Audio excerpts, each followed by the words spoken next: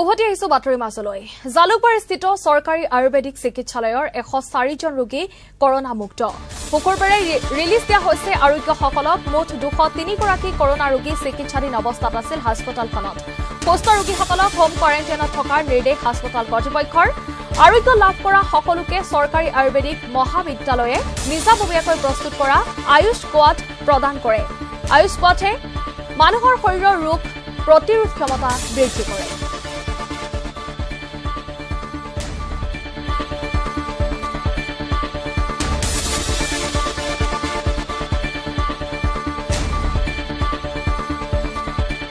ভৰ্তি হৈছে আজিৰ দিনত 95 এতিয়ালৈ 95 ৰোগী আছে তাৰে ভিতৰত মেল আছে 63 ফিমেল আছে 33 যোৱাকালিলৈ 108 পেচেণ্ট আছিল আমি এতিয়া 15 জন ৰোগী ডিসচাৰ্জ কৰিছোঁ আৰু সকলোৱে ভাল পাইছে ইয়াত থাকি তেখেতসকলে ফিডবেক দিছে যে ভাল ট্ৰিটমেণ্ট পাইছে ডক্টৰসকলে ভালকৈ চাইছে সিষ্টাৰসকলে শুশ্ৰূষা কৰিছে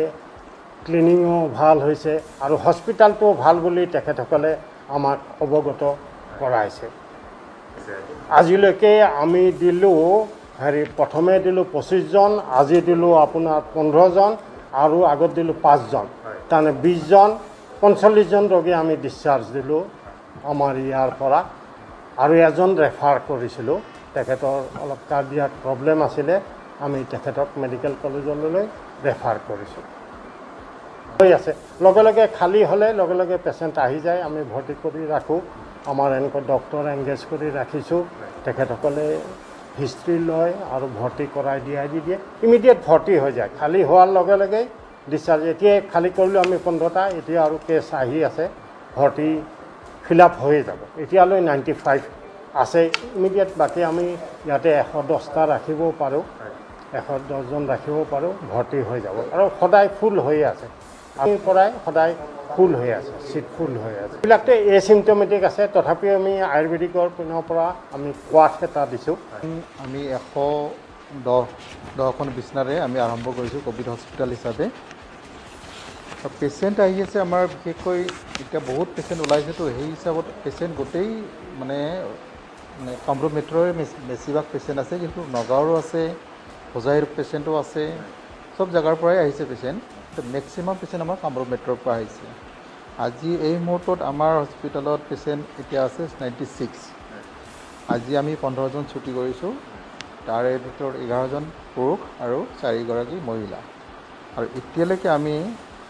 মুঠ 104 জন ৰোগী সুস্থ কৰি ইয়াৰ পৰা যাব দিছোঁ ট্ৰিটমেণ্ট চাওক আমাৰ মেক্সিমাম পেচেণ্ট আমাৰ ইয়াতে এচিম্পটমেটিক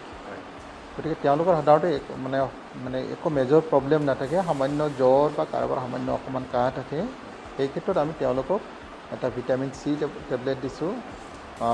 কাৰোবাৰ যদি জ্বৰ আছে তেওঁলোকক পেৰাচিটামল টেবলেট দিয়া হৈছে আৰু পেণ্টাপ্ৰজল জাতীয় ঔষধ মানে গেষ্ট্ৰিকৰ যিটো প্ৰব্লেম থাকে তেওঁলোকক দিয়া হৈছে স্পেচিফিক ট্ৰিটমেণ্ট তেনেকুৱা একো নাই আমি জাষ্ট চিম্পটমেটিক ট্ৰিটমেণ্টে দিছোঁ বহুত ৰোগী ভৰ্তি হৈছে আজিৰ দিনত 95 এতিয়ালৈ 95 ৰোগী আছে